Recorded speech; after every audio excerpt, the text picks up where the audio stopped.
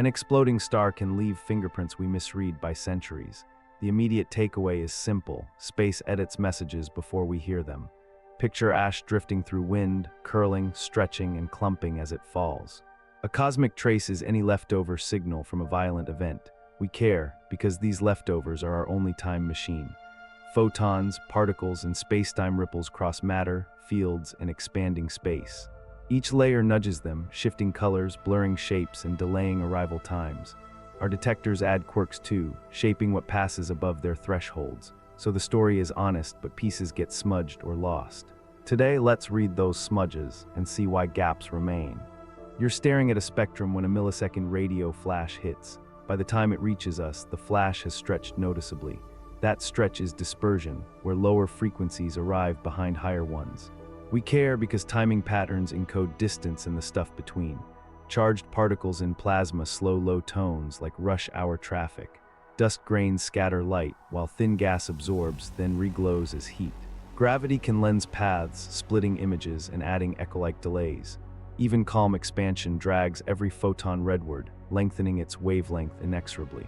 Example in real terms, consider a fast radio burst with DM600. A simple Milky Way model suggests delay lies mostly beyond us. That pushes the source to billions of light years at first glance. But extra plasma near the host can mimic that same count. A dense circumsource nebula boosts dispersion without moving the source farther. Scattering from clumpy gas smears the tail by 5 milliseconds. That tail changes fitted widths and pushes distance fits off-center.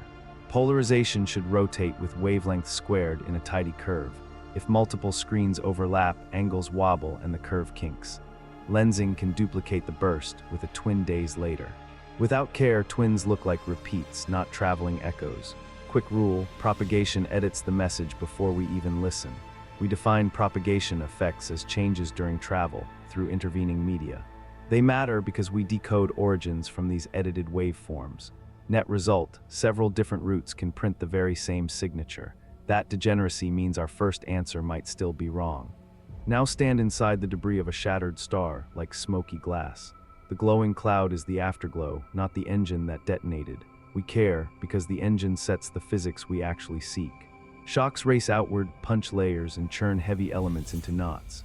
Rayleigh-Taylor fingers grow where fast gas slams slower gas, carving spikes. Magnetic fields tangle, guiding jets that might stall or break through. Turbulence mixes the onion layers, scrambling the clean radial order completely. Cassiopeia A sits about 11,000 light-years from our backyard. Light echoes date its blast to roughly 350 years ago. Iron shows up far from center, as if layers flipped. Simulations show chaotic plumes can invert pockets, mimicking jet-like fingerprints.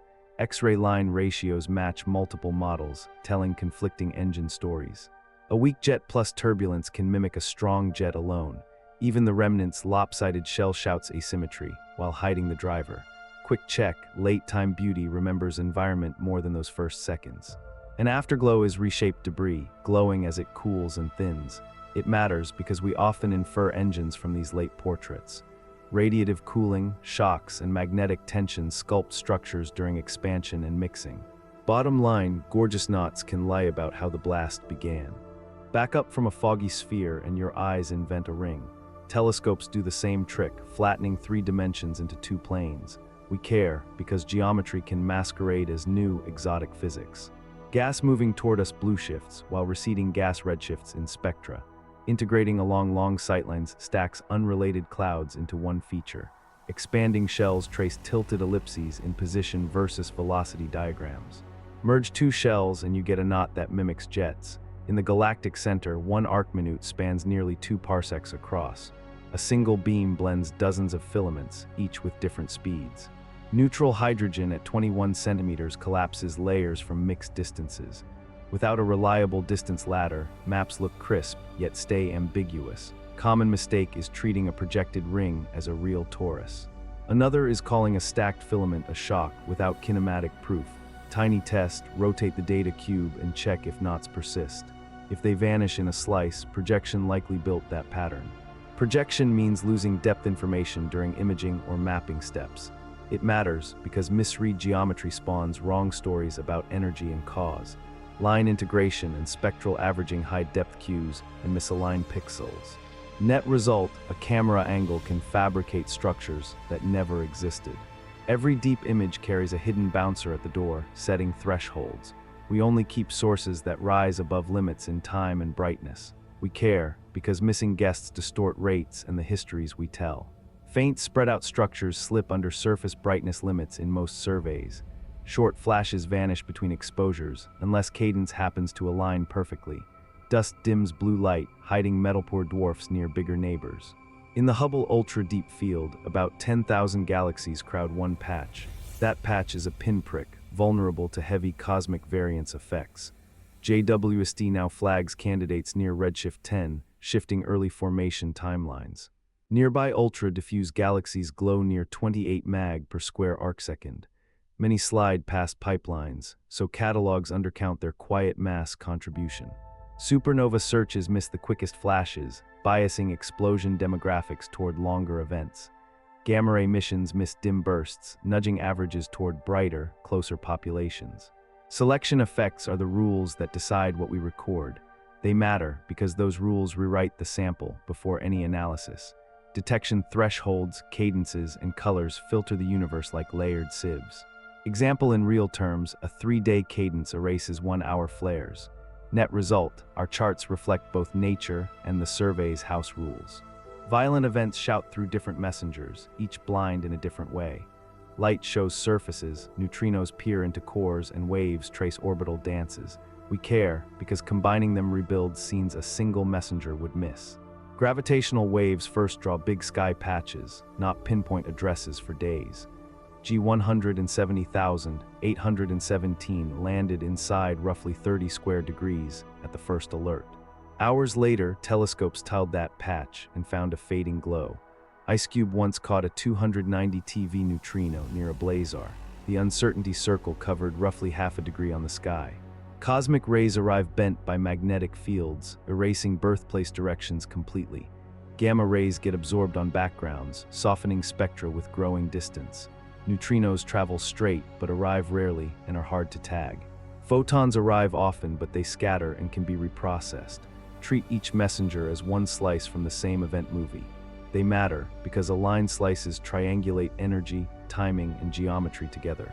Mechanisms differ strongly, so crosschecks expose degeneracies in single-channel fits. Example, a kilonova matched both a symmetric wind and a jet, but the wave chirp favored a specific angle and mass ratio.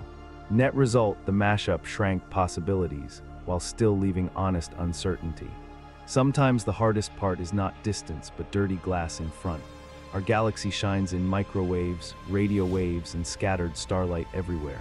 We care because bright foregrounds can dwarf targets by huge factors. The cosmic microwave background sits near 3 Kelvin in brightness temperature. Galactic synchrotron can reach thousands of Kelvin at long wavelengths, that is between 10 to the 4 and 10 to the 5 stronger. Bicep once claimed a swirl pattern, later traced to polarized dust.